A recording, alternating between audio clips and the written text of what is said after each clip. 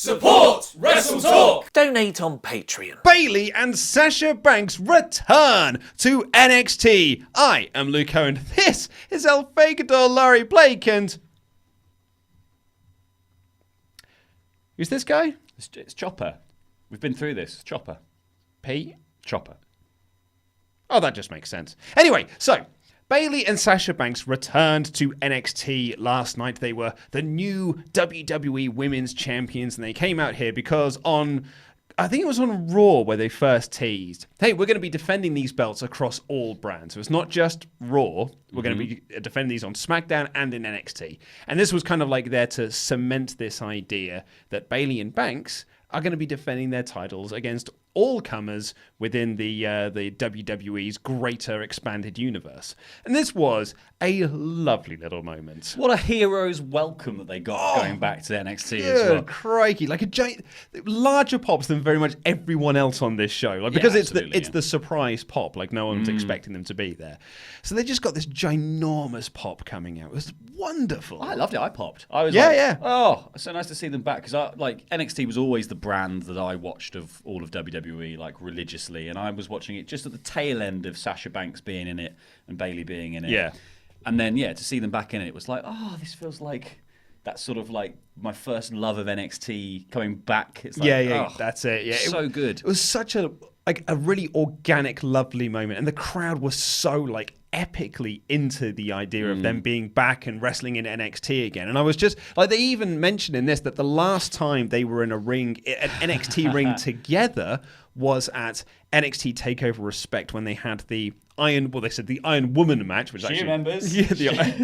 Pointing to Izzy, because Sasha got heat in that match by making Izzy cry, which was just a great spot. We're all friends now. And it was like a really lovely organic moment, and it took me back to that sort of period that you're talking about, because I remember like you and I watching the Brooklyn match together, and then a couple of months later watching that other match. And I think that match is often forgotten about in like the Bayley Banks pantheon, because everyone talks about that Brooklyn match, but that Iron Woman match, as it's now been rebranded, I guess, really, really holds up, and it's really great. I think that was like peak NXT time as well. That was like that was I'm not saying it's gone downhill at all, but that was like what would be considered the golden age of NXT. Exactly right. Especially because you had like your women's division was Bayley, Banks, Charlotte, and Becky. And then in your men's division, it was like Finn Balor was the champion. Samoa Joe had just come in. You had some Sami Zayn stuff in there. You had Shinsuke was on his way. Yeah, exactly. You had some Kevin Owens stuff in there as well. And Hideo Itami coming in and things like that. Tyler Breeze was on the horizon. And it just felt like it was a perfect time to be an NXT fan. That was like just prior to them really starting to push like the four horsewomen feuding with each other, and like Becky teaming with, I think it was Becky was teaming with Banks, and they were sort of like forming these tag teams. That's kind of where I started to get into NXT, when it was like Finn Balor was facing Neville for the title and things like that. So this was like a really nice throwback, and they looked like superheroes to this crowd. Yes. This was like a hero's welcome. Well, the cool thing about it is that obviously like the NXT crowd, because it's in one place all the time, they've all been going there for years. Yeah, like exactly. Izzy, it's what are we, like 3 years down the line from that? 4 years down the line? Something like that. Nearly 4 years now. She's still there. She's almost like, she'll be an adult before you know it. Like, exactly. When she came down and when Bayley hugged Izzy, like my notes are just like, oh man, this is wonderful. And then Bayley hugged Izzy, and I was like, oh, this is even more sweet. And then when they pointed out and Izzy was crying, and I was like, oh, this is the best thing ever. I was close to tears. Yeah, I just thought it was so good. And but there was almost that crushing reminder of just like, they could have been this over all the time. Yes, if they hadn't gone to the main roster and just been squandered like over and over and over again, Bayley in particular. Like, this was one of those like stark reminders of what could have been if they had called Bayley up with a plan and made her that female John Cena that she always could be. It's difficult, isn't it? Because it's just one of those things with the size of the audience changing from quite small, like small contained spaces in which the same audience comes every week, and the viewership is smaller in general, so everyone feels a bit more like there's a bit more ownership over NXT, I think, that the audience take in general. And then you go to the much bigger stage, and you get lost in these huge arenas with people who just turned up because they heard of The Undertaker one time. You're obviously going to get lost in the shuffle. But yeah, WWE definitely could have tried with Bayley in particular. Yeah. And Sasha Banks in the post, Charlotte and her just handing the Raw title to each other week in, week out for a while. Was it because she's like a 5-time Raw Women's Champion or something, but has never successfully defended the belt? It was in about 5 weeks she got that. Yeah, totally. God, that was a bad period, wasn't it? And even like maybe it's because they were so into the crowd and the crowd was so into them. This was the best promo work that Bayley and Banks have done in so long. Right? Yeah. They were great. Like, they were so likable, and they felt like real people. But it felt unscripted in the sense that you know it's scripted, but it felt like this was just them chatting, and it probably is also the smaller crowd vibe as well. It feels a bit more like a comedy gigs kind of style. You know, it's just make the people laugh, make them happy. Like people were super hot for this as well. So whatever you say, you're going to get some cheers. Yeah, they got interrupted by "You Deserve It" chants and all that stuff as it went on. But yeah, they just nailed this promo. Yeah. And obviously, it's only good news, isn't it? That they turn up with brand new title belts and be like, yeah, we're going to be coming here again, and you're going to see us wrestle in this ring at some point in the future against people from this brand.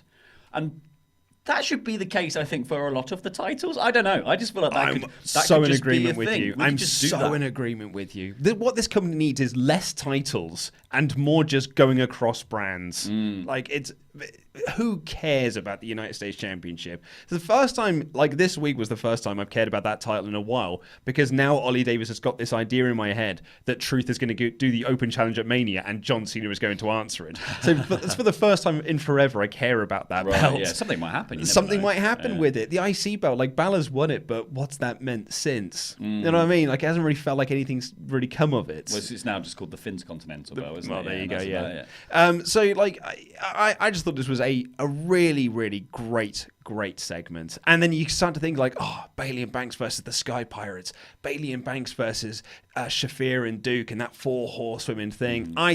This was a really great segment. Bayley and Banks versus Taynara, Conti. Well, we'll get onto that. No? Yeah. Okay. Yeah. Yeah, we'll get to that. But this also felt like a bit of a homecoming that they probably needed themselves as well. Yeah. I think, like, if ever there were, Sasha Banks has been playing with the idea, probably not teasing it, but playing with the idea on Instagram that she wants to leave like the Revival. Yeah. And it's probably just, it's just a laugh because she's always playing that she wants to be like the Revival because they wanted to be a tag team. Yeah. But there's probably also a little kernel of truth in there that says maybe they are dissatisfied. Maybe they do want to go. Putting the belts on them is the first step. Sending them back to NXT is probably the second step to be like, do you remember? Do you remember how good it was? Do you remember the days? I remember. I remember that. I remember Izzy. You remember remember Izzy? 2014? I remember. The other thing I would say before we move on and cover the rest of the show is we often get slandered on this show for spoiling things. Bayley and Banks were the thumbnail for this episode of NXT on the network. Right. And I'm like, lads, come on. I felt like a YouTube commenter being like, you spoilt it for me. Yeah, but that's how they get you to watch it. Know, right? No one reads the blurb. I've only ever read the blurb on the WWE network to be like, which one is it again that I haven't watched? That one. Okay. I only read the blurb if I know that Benoit is going to be featured in the match. I'll be like, how are they going to get around this in the blurb? The Rock defends his WWF Championship. Anyway, let's talk about the rest of this show, which, aside from the opening tag match, was effing terrific. Oh, yeah. Let's get into it. So the show kicked off with Raw and SmackDown and NXT's Johnny Gargano. Johnny Busy. Yeah. Completely consistent in his character. It just feels like the same one that's on Raw and SmackDown. Unbelievable. Yeah. And he comes out, and you had Mauro and Ella talking about how 2019 has already been the best of times for Johnny Gargano and the blurst of times for Johnny Gargano, stupid monkeys. And he talks about how he's part of Raw and SmackDown. Johnny Wrestling is back, and he was Johnny Champion, but he's going to be Johnny Champion again. I haven't got a championship at the moment. And then he kind of pauses, and he has this moment of self-reflection where he's like, and the only reason I've had success, and you can see the thought process in his mind. And as a nice visual clue to what he was thinking about, Tommaso Ciampa comes down to the ring. Wicked music. just great. Like, I always thought that the great thing about the Ciampa gimmick was that he doesn't have entrance music. Yeah. But this really does make it like work. Yeah. Because it's such great music. So good. And I thought Gargano was awesome. It announces in the his promo. presence. Yeah. So I thought Gargano's promo was great. And I think just that little wrinkle of like that moment of that pause of where he's like the only reason I've had success. Then you have Ciampa come down. And you kind of have this very half-hearted, hey, well, the reason you've had success is because of Raw and SmackDown, when you're like, no, if we ignore that side of things, this still works. But, I'm not going to get into it because they're different universes, just got to accept that. But he talks about, like, that we're better when we're together. Yeah. It's when we're DIY, we hold championships. We do this and we do that. Didn't really when they were DIY. That was part of the reason they fell out. But yeah, it's fine. We'll skim over that. But and he was just like, hey, when we were together, we win. But last week you were on your own and you lost. Yeah, mate. And he talks about how the Dusty Classic is back, and that's where this all began. And it was. They were put together for the original Dusty Classic. That's where they came into NXT as the tag team for this. And he says that NXT TakeOver New York will end the same way that Phoenix did, with us side by side as champions. And it was just wonderful Ciampa puppet mastery. Granted, the crowd were also being like, no, do it. Yeah, do it. Yeah, DIY. If anyone was ever getting peer pressured, it was Johnny Gargano. So I thought this was wonderful Ciampa puppet mastering and kind of like moving things around and being like, no, this is exactly what I want to do because I want more goldies. And if I can manipulate you, A, I get another goldie, but B, you stay away from my goldie. Yes, exactly. Yeah, I push you further away from taking the one, and it just deflects all of that interest. Exactly, distracts you from that. So I thought this was a really, really cool opening segment. Yeah, I really liked it, and I mean, it sets up a great what a bracket for the Dusty Classic that you've got now. Like, holy heck! Should we go through that now? Yeah, let's go through that now because they announced it a little bit later in the show because they announced the other 4 teams that are going to be in now. Obviously, with DIY, it's going to be Ricochet and Black, Lorcan and Birch, and Mustache Mountain. Yep. And we'll get into the Black and Ricochet thing in a second. But they talked about they announced that the first round matches, and one of these is like. Talk about a match that I should have known I want to see this, but didn't think I could possibly see. And holy hell, now do I really want to see it. They announced the matches: Mustache Mountain versus Street Profits, Lorcan and Birch versus Forgotten Sons, Black and Ricochet versus the European Union of Tell me more. Marcel Bartel and Fabian Eichner, and DIY versus the Undisputed Era of Kyle O'Reilly and Bobby Fish. And you're like, yes, I've got shivers, mate. That is bonus city right there. Right? Yeah. Oh man, alive! Talk about a match I cannot wait to see. This is, with the exception of the Forgotten Sons, a stacked Dusty Classic. Oh yeah, this is an incredible Dusty Classic. Pretty much all killer, one team of filler, one filler. But considering that like the last couple of Dusty Classics have been dominated by a bigger team, like the Authors of Pain. The Authors of Pain, who just rampage through the first few rounds. So there are filler team, and then someone tries to topple them at the end. Yeah. And then the other half of the bracket is actually a bit more hard fought. It's nice to see a bracket where you're actually like, well, I think these could all be very competitive, very interesting matches that aren't just 3 squashes and a finale. Yeah, right. And you look at those teams as well. That I'm like, I want to see all of these teams advance. Like Mustache Mountain versus Street Profits. I love me some like Bait and Seven, but I love the Street Profits. So that's a clash where you're like, oh man, I want both teams to go through. That's kind of a charisma off as well. Like, yeah, right. 7 versus. Oh yeah, absolutely. DIY Undisputed Era. I want to see both those teams go through. Lorcan and Birch. I want to see them go through. And Black and Ricochet versus Bartel and Eichner. I want to see both of those teams go through as well. Like with the exception of the Forgotten Sons, who I just feel like we're going to bury each and every week on this show until the end of time. So they are truly forgotten. There will be a time when we look back on this and laugh.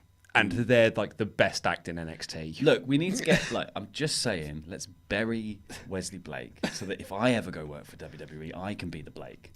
That's all I want. Fair enough. And I've seen a few people as well, kind of because me and Ollie were very down on the fact that this week they sort of very randomly announced Black and Ricochet are now a tag team, and they put the tag team on notice on Raw and SmackDown. They pinned the tag champs on Raw, and then on SmackDown they beat Rusev. Who hasn't pinned the tag champs on Raw? And then they pinned Rusev and Nakamura on SmackDown again. Who's not pinned them? And so they were like, yeah, they're now a tag team and they're on notice. And me and Ollie were like, oh, well, it's so weird to just smush them together as a tag team. And I saw one comment yesterday on the SmackDown review that was like, just wait for them to then praise the fact that Black and Ricochet are a tag team in NXT. Yep. And I'm going to answer that with one simple reason. There is a storyline reason for Black and Ricochet to be a tag team in NXT. Yes. Ricochet has had issues with the Undisputed Era for months now. Like going back to last year, he has had issues with Adam Cole and the rest of the Undisputed Era dorks. And Black has now had issues with the Undisputed Era as well. And so they are forming an alliance together because, as Ricochet said in a promo, they don't want the Undisputed Era to win. Yes. So they're entering themselves into the tournament to make sure that Undisputed Era do not win the tournament. Yes.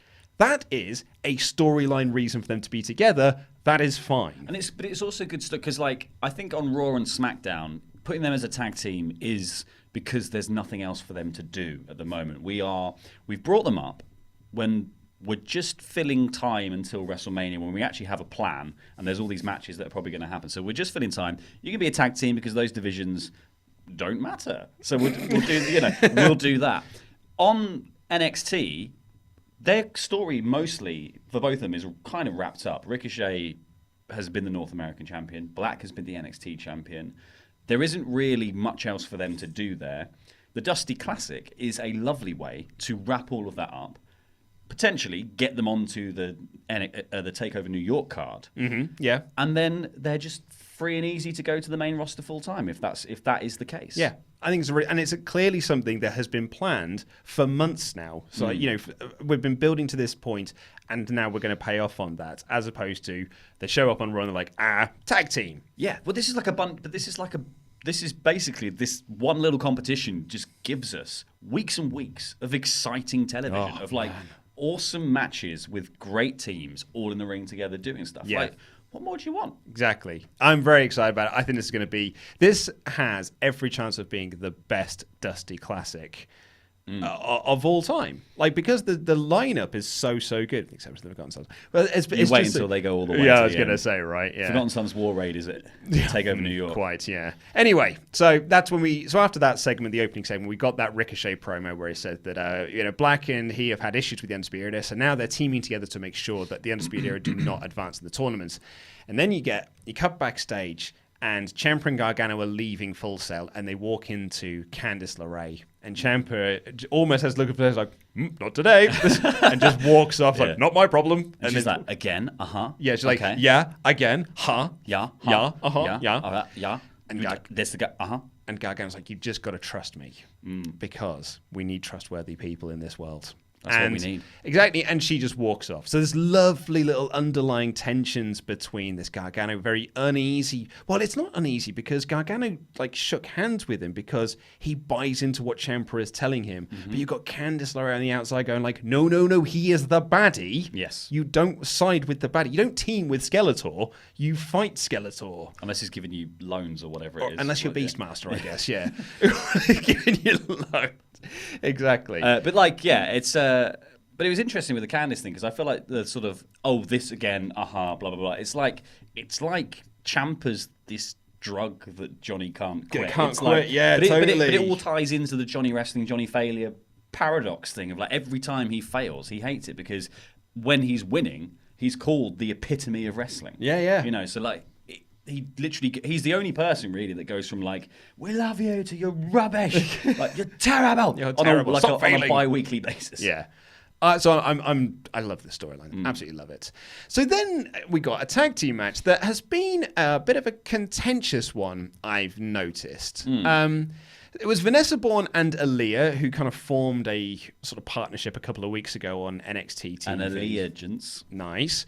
Taking on Taynara, Conti and Xia Li, Conti had issues like the Borne Aliyah alliance, well put. Oh yeah, kind of formed alliance in a match with Conti, right? So so it's paying off from that.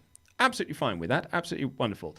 Where I've seen the contention from this, though, is people saying, like, this is... And actually, we got an email about this, which I'm going to read out on the podcast, the intro version of the portion of the podcast, where they were saying that this is why NXT is not better than WWE. Because WWE's main roster doesn't have developmental talent putting on bad matches. Right.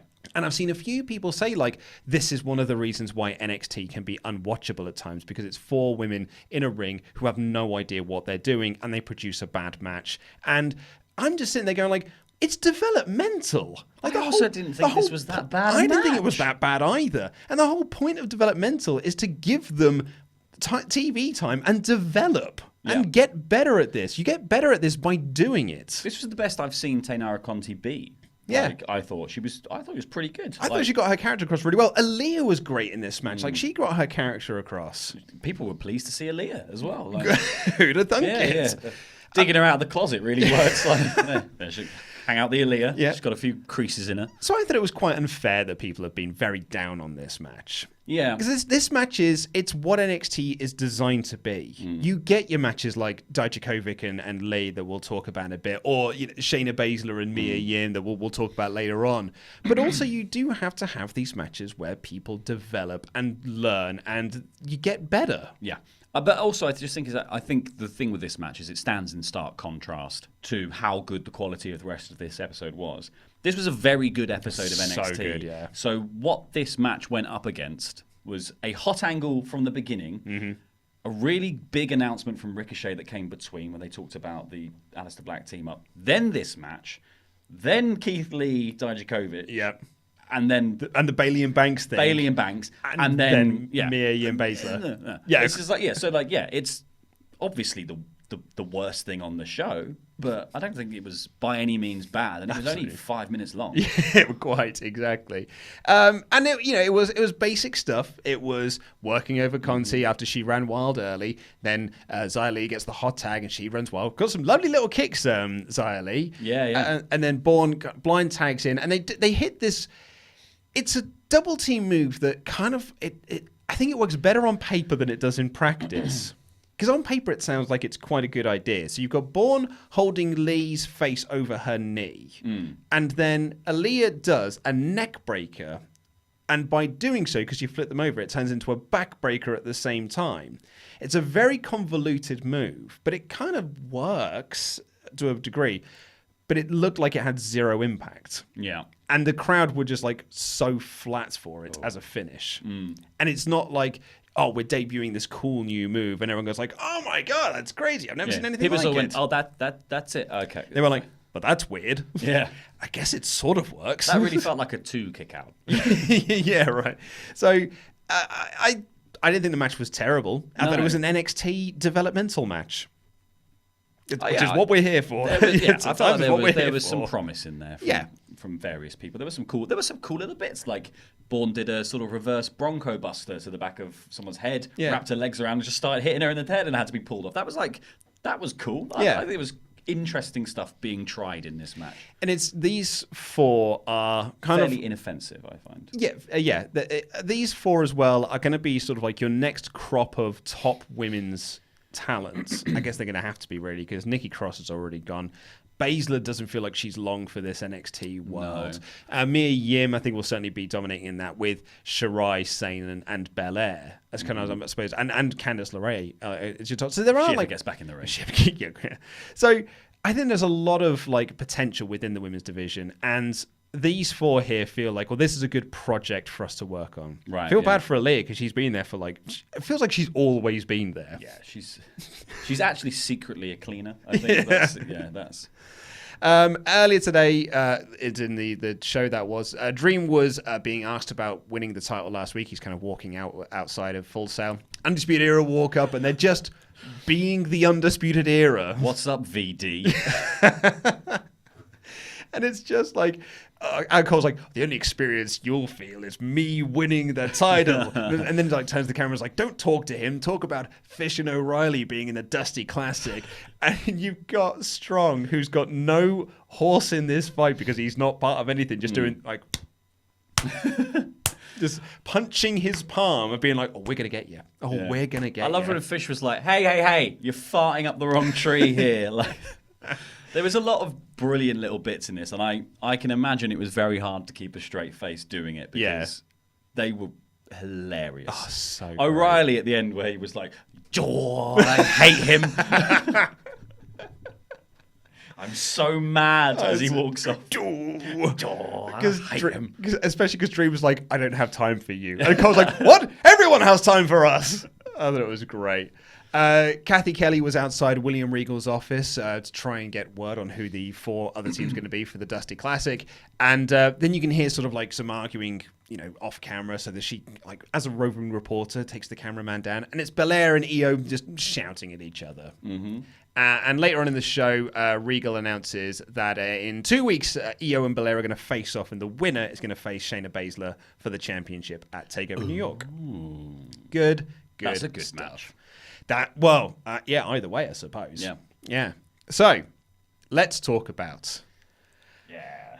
This is a match. Bask in his glory. This is a match that you and I have been saying. They should just put this on TV. Yes. Like, for seemingly since we started doing weekly NXT reviews, we've been saying, you just need to put Dominik Dijakovic versus Keith Lee on TV, and it'll get massively over, and it'll make them both feel like superstars.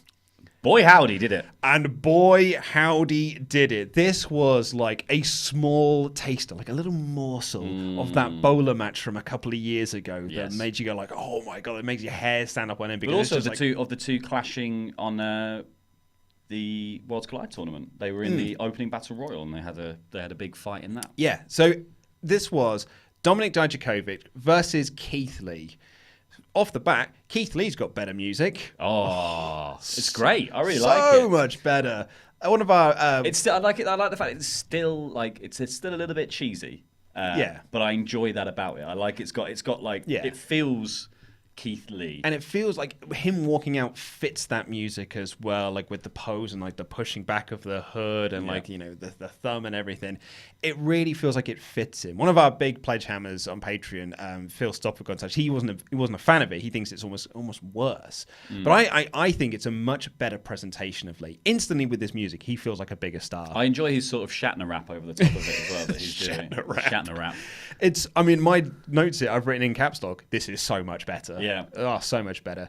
And then, this match. As I said, it was like a tiny morsel of that bowler match. And it gave you just enough that make you go like, God, I want to see more. I want to see more of these two. I want to see these two have a takeover match. I was sat in the office on my own this morning watching it as like, I've never been, because I came in quite early today for the first time ever. And I was watching NXT at my desk, and like, I've not been in mostly when all the other offices file in here. There's like quite a lot of people come in at 8.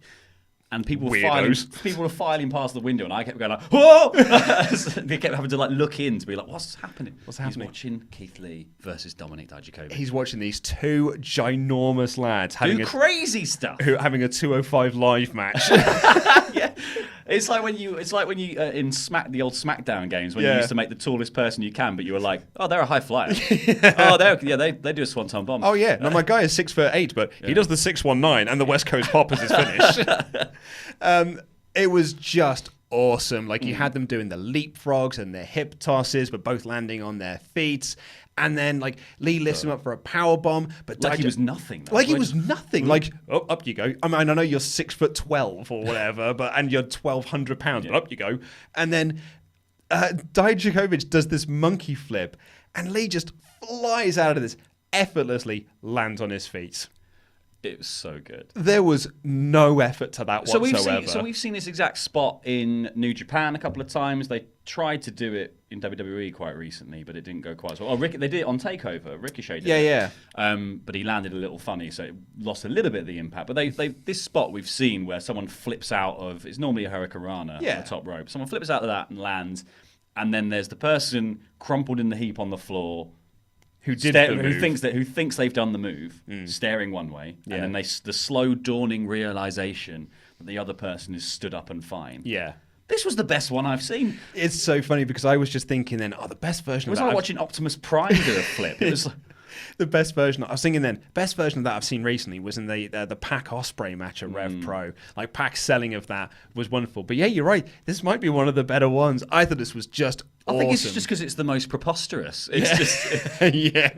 And they do things like, their strikes just feel so visceral and real. And it's thigh-slapping wonders. It's just... the bit where he goes up, Dijakovic goes up to do the, like, what you assume is probably a missile drop kick. Yeah. Keith Lee just grizzly slaps him down. Oh!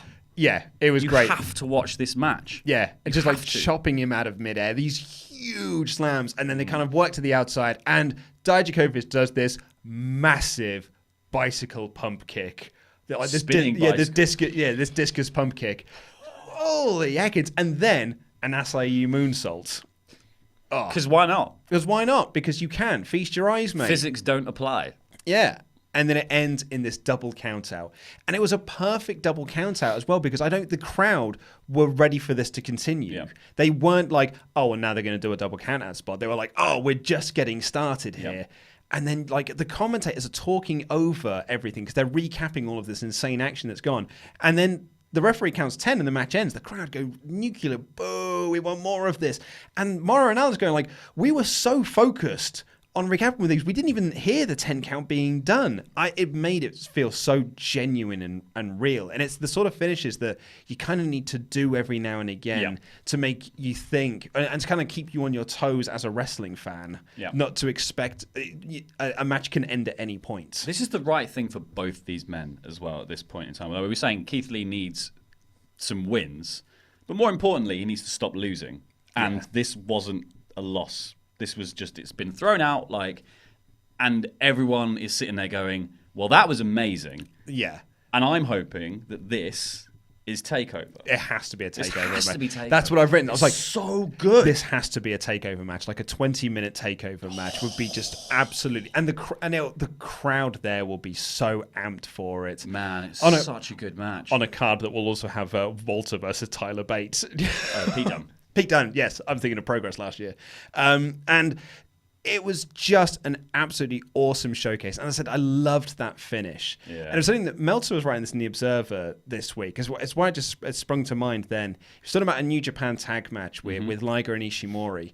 And the other people in the tag match, names escape me. I can't remember. I was just reading it briefly. And they wrestled like you normally would do. Your opening 3 minutes of a tag match, and then you tag the other people in, and they go and do their next bit. But the first thing they did after that is Liger got in and pinned Ishimori, and that was it. And the crowd went crazy for the finish because no one expected that finish to come out. And like Meltzer said, that you do these finishes to keep the crowd on their toes. You can't do them all the time because then everyone expects that to be the finish. No. But if you do these sorts of things every now and again, it can really build to something bigger. And like that's building to Liger versus Ishimori for the Cruiserweight Championship, for the Junior Heavyweight Championship. So like I think this as a finish to build to a bigger TakeOver match is brilliant. It was just perfectly pitched. I think that was the key. Like you said earlier, it's the quit while you're ahead. They were, after that moonsault was the peak of when the crowd were hot for this match. Yeah. The perfect time to just be like, no more. Yeah. We're taking this away from you now. Yeah. If you want to see more of it, you got to pay for it. Yeah. It's genius. I thought this was awesome. Just so good. Keith Lee is the absolute man, and Dijakovic, great. I'm even coming round to that name. Then we got I like his flips. Yeah, I won't go that far. The name is, I like the flip-de-doos as well. They did the announcement of the Dusty Rhodes Classic, and then we had that Bayley and Banks segment we talked about earlier. And then we got, last week, you and I said, I'm hoping this is the Mia Yim coming out party we've been waiting for. Right. We're hoping that she can have a really good match with Baszler because she hasn't had the best NXT run yet because she's been in the ring with people that, frankly, I don't want to use the term beneath her because that makes it sound derogatory. But like she hasn't been there to someone to match her. And to really like show off what she can do. And that's what we got here, where she took on the NXT Women's Champion, Shayna Baszler, in a fantastic main event. This was a really interesting psychology-based match. So great. But also just like, I think what was so good about it was that actually it was perfectly pitched as well, because we had just come off the back of Keith Lee and Dijakovic, which was a look at the things I can do match. Like, anything you can do, I can do more flips. Yeah. Like, and then this match I could do, but taller. And then this match was like just pure, I'm working this, you're working this. Yeah.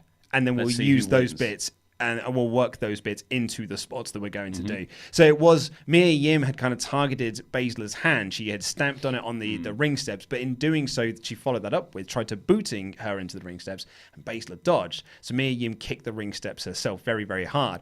And that allowed then Baszler to target the leg.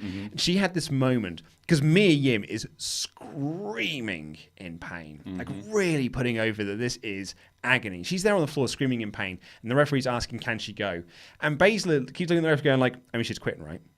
I mean, she's asking, she's going to quit. Yeah. And then when she doesn't, Shayna Baszler has this smirk on her face of being like, oh, that was a terrible error. Yeah. I made a grave mistake. Oh, that was terrible. I'm now going to really hurt you. But I like the fact that this match as well was, because obviously for a lot of the Baszler matches we've had recently she's had her little ponies with her. She's had Duke and Shafir, and this was Baszler just coming out on her own to be like, no, okay, I've got it. Yep. Like, I'm fine. Like, it's nice to see champions who are leading groups, but based on sheer force of will rather than like, you know, I'm leading this group because I should be, because I'm actually the boss. I'm actually wicked.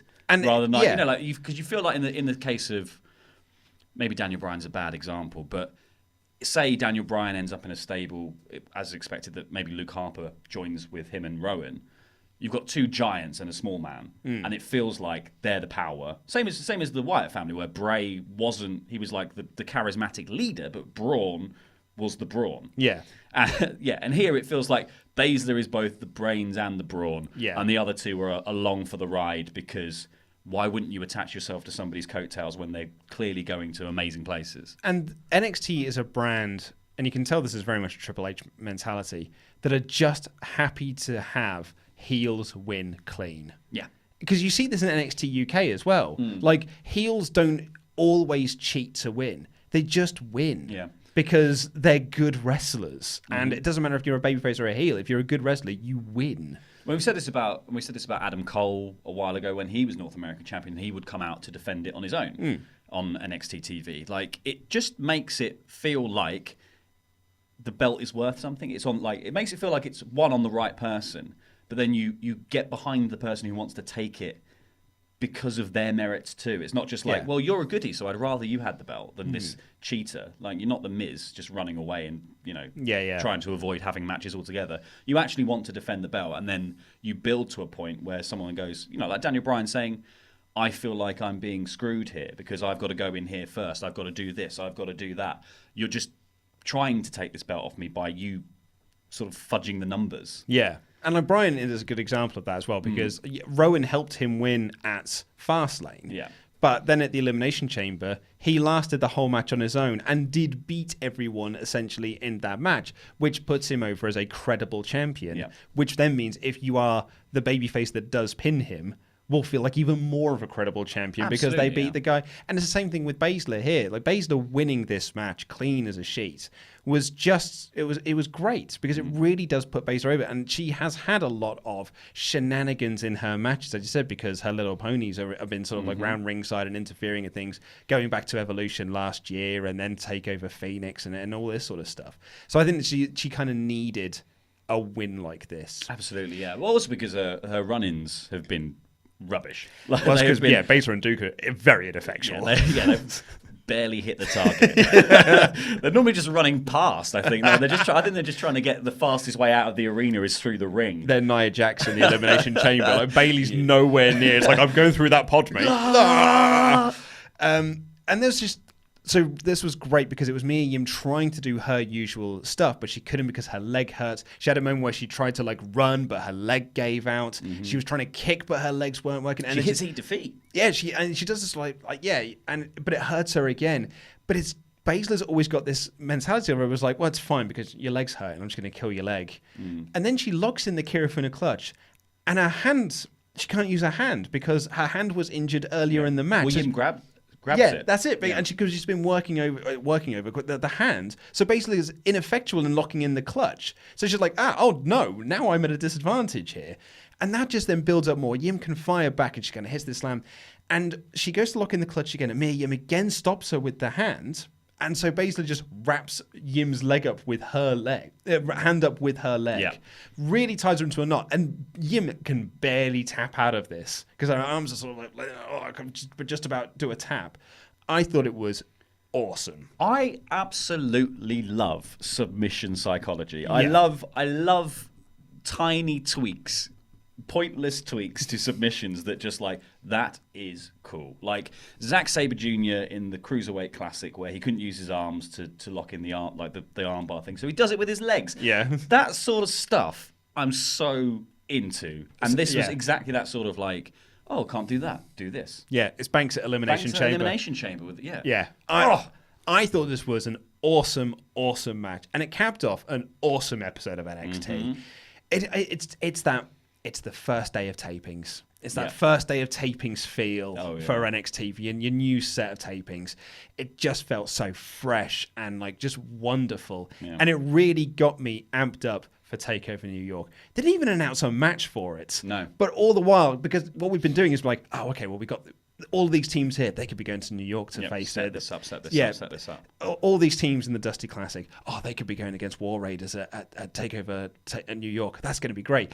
Oh, what if they do Dijakovic versus Lee at TakeOver New York? Oh my God, that's going to be great. What's Tommaso Ciampa going to? Oh my God, it's just unbelievable, isn't it? They are on a roll at the moment. But this is what the 2 months building up to WrestleMania or TakeOver New York, NXT's WrestleMania, should feel like. Yeah. You should feel excited to watch the product, and it should be, you should save your best wrestling for now. Yeah. Like, because you want people to be there for your biggest event of the year. Otherwise, you're not going to have 100,000 people in the arena or whatever claims they're going to make about how many seats they can sell out. Like, this is the point of it, isn't it? Like, you start building things now that people will be excited about. So meanwhile, on Raw and SmackDown, while everyone's in a panic going, what are we doing?